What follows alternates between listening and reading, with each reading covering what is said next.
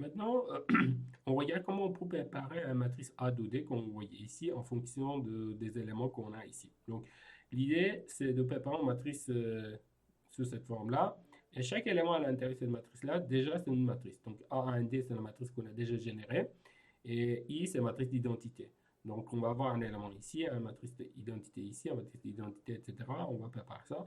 En fait, c'est un schéma qu'on peut utiliser pour opérateur de la place en façon discrète, qu'on peut le présenter en 2D, qu'on voit ici. On peut faire la même chose aussi pour 3D. Donc, l'idée, c'est d'entrer en fait, ou de calculer en fait opérateur, cet opérateur-là, sous la forme de matrice A2D, qu'on va utiliser par la suite. Et pour cela, on va utiliser le produit de Kronecker que je vous ai expliqué dans la vidéo précédente. On va regarder comment on peut le faire. Donc, c'est assez simple. Donc, on va regarder ça ici dans cette vidéo. Alors, première chose, on va faire qu'il y ait all, CLC, KCLF, close all. Alors, si vous voulez, après all, vous pourrez enlever. Alors, moi, j'ai pris n égale, par exemple, 3, par exemple. Après, d'abord, vous préparez une matrice d'identité, et puis après, vous préparez la matrice 1D. Donc, ça, on a déjà expliqué dans les vidéos précédentes. On dit toplets, et on dit moins 2, point virgule, 1, point virgule, 1, 0 et moins 2. Pourquoi moins 2? Parce que votre matrice est n fois n, et vous avez deux éléments que vous avez déjà donnés. Donc, ça doit n moins 2. Donc, ça va vous donner la matrice de A. Par la suite, je remplace la matrice de A dans le variable m, et je vais travailler avec ce variable m. Donc, pour arriver à la matrice qu'on cherche, en fait, tout simplement, ce qu'il faut faire, il faut multiplier, il faut faire un produit scalaire une fois le m avec i, et deuxième fois i avec m, et les additionner, et vous allez trouver exactement la même matrice qu'on vous a présentée ici. Donc, on va regarder ça en détail.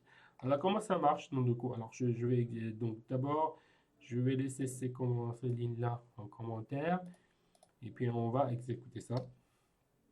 OK, donc j'ai exécuté, donc j'ai déjà la matrice A1D, qu'on voit ici, moins 2, 1, moins 2, 1, moins 2, etc. Donc je pourrais écrire par exemple 4 aussi, si je vous ai 5, par exemple, si j'ai dit 5, vous allez voir que là, vous avez la matrice de A, comme on a déjà préparé. Donc voilà, je reviens sur 3 à nouveau. OK, bon, ça c'est la matrice A, et vous avez M. Alors, maintenant je vais essayer d'utiliser cron, d'accord, de I, M. Donc si je fais ça, ce qui va se passer, c'est qu'en fait, j'ai la matrice de A qui est ici. Donc, vous avez le I et M. Donc, en fait, j'ai une matrice d'identité. Donc, sur chaque élément de matrice d'identité, la matrice de M qui est une matrice du coup, on a pris 3 fois 3, il sera multiplié. Donc, ça veut dire que le 1 qui était ici, si je viens ici, donc ça c'est 1. Cet 1-là, il sera multiplié par la matrice d'identité, par la matrice de 1D qui est là.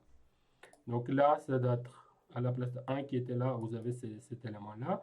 À la place 1 qu'on avait eu dans la matrice d'identité, ça doit être ça, et ça, et ça. Donc ça doit être con IM.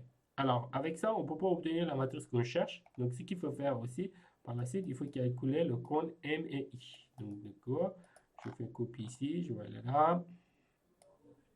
Après, je peux agrandir ici, con M et I, et je fais paste, copier-coller, je fais entrer. Donc là, lorsque je fais ça, cette fois-ci, vous allez la matrice d'identité qui sera multipliée à chaque élément de la matrice que vous avez là. Donc là, ça veut dire qu'on avait la matrice de A, on avait moins 2, c'est moins 2, il sera multiplié par la matrice d'identité. Donc vous avez moins 2, 0, 0, 0, moins 2, 0, 0, moins 2. Et après, par exemple, ici, vous avez un élément 1. Donc là aussi, ce sera multiplié par la matrice d'identité. On voit matrice d'identité ici. Ça fait 1, 0, 0, 0, 1, 0, 0, 0 et 1, etc., etc. Donc, comme ça, vous allez trouver deuxième partie. Alors maintenant, si je fais la somme de premier et deuxième, donc je vais trouver exactement ce que je cherche. C'est-à-dire, je fais copie de ça, je mets coller, paste, plus, je fais copie celui-là. Donc, d'accord, copie, je fais coller. Et lorsque je fais ça, vous voyez que vous avez moins 4, 1, 1, moins 4, 1, etc. Et la matrice d'identité se trouve ici. Vous allez trouver la matrice d'identité aussi là-bas, etc. Donc, vous aurez la matrice qu'on cherche. On cherche dans cette partie-là. Donc là, vous avez A1 moins 2i qui est là. Et ici, vous avez I, A1 moins 2i, etc., etc. Ils sont affichés. Donc, vous voyez qu'aux valeurs moins 4, 1, 1, ils sont déjà affichés ici. Donc, vous avez déjà 1, moins 4K, moins 4 ici, 1 qui sont là. Et après, vous avez une partie qui commence à afficher par la suite ici. Donc, ça, c'est le principe global qu'on va utiliser pour préparer ce matrice-là. Alors, ce que je vais faire du coup, donc je vais activer cette partie-là. Donc, je viens ici à désactiver, voilà. Donc, ici, j'ai utilisé, donc alors, je peux faire deux fois, je fais 2 fois 2, Bon, voilà, la première graphe, ça présente en fait ce qu'on a fait. Et après, j'utilise Spy pour afficher en fait. Et j'utilise K pour la couleur. Donc, c'est la couleur noire. Donc, d'accord. Ici, j'utilise B, c'est couleur bleue.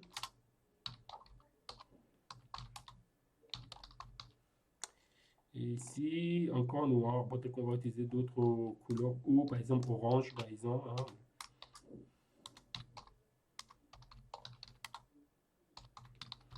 Ok, donc voilà. Alors, on a fait, on nous présente cette forme-là. Ça, peut-être que je peux diminuer un peu ici, comme ça, on va voir un peu. Voilà. Ok, bon, très bien. Et après, je fais 5. Donc, voilà, vous voyez qu'on a dessiné. Donc là, vous avez première cas qui a été dessiné pour la matrice de C, dans laquelle on prend matrice de M et I. Donc M, c'est votre matrice en D, entre guillemets. On a mis dedans. Dans le deuxième, on a pris donc décomposition de LU. Et donc, j'ai présenté juste le L. Donc, vous voyez qu'on les points non zéro sont là. Et dans un autre, en fait, j'ai utilisé la même chose, mais sauf qu'on a utilisé la méthode Cholesky. Alors là, il faut que, par contre, il fallait écrire Chol. Donc voilà, donc ça c'est LU, voilà, et là c'est Chol. Ben, on va relancer à nouveau. Donc, vous voyez donc la méthode de Cholesky. Donc il a fait, mais attention, dans le Cholesky, il fallait écrire aussi l'OR, que je ne l'ai pas fait. Et après, j'ai ajouté un moins C. Alors, pourquoi j'ai ajouté moins C? Parce que C, vous voyez, la matrice que vous obtenez, en fait, n'est pas définie positivement. Pour que je rende cette matrice-là pour définir positivement, je ne dis pas moins 1. Parce qu'en fait, la matrice est symétrique, mais les valeurs diagonales sont négatives. Donc, en multipliant par un moins, donc les valeurs diagonales seront positives. Et donc, après, la matrice est toujours symétrique. Donc, je rends la matrice définie positivement. Comme ça, le code Cholesky peut marcher et donc il va nous donner un résultat. Donc, on va exécuter. Donc, vous voyez là, j'ai présenté avec l'OE. Donc, on a présenté la partie en bas de méthode Cholesky. Donc, ça ressemble sur les deux. Alors, dans l'exercice, donc, vous avez la possibilité un peu manipuler avec plusieurs modes, etc. pour comprendre ça. Et donc, déjà, on a première chose ici et deuxième avec Cholesky. Après, vous pouvez commencer un peu travailler et obtenir plusieurs choses aussi à l'intérieur et regarder comment ça fonctionne dans le coup par la suite. Alors, nous, plutôt, on a travaillé sur cette forme-là que vous voyez ici. Ça veut dire que la forme globale que vous voyez ici, ça représente ce qu'on a vu dans le cours précédent. Et ça, c'est plutôt la méthode de LU. Et on a pris juste la partie L, en fait. Et ici, vous voyez la méthode Cholesky, on a pris juste la partie L.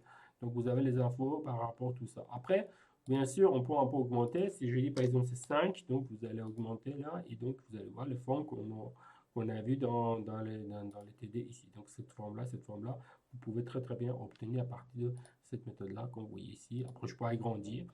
Après, vous pouvez ajouter donc du coup d'autres graphes, etc. Vous complétez ce que vous voyez ici. D'accord?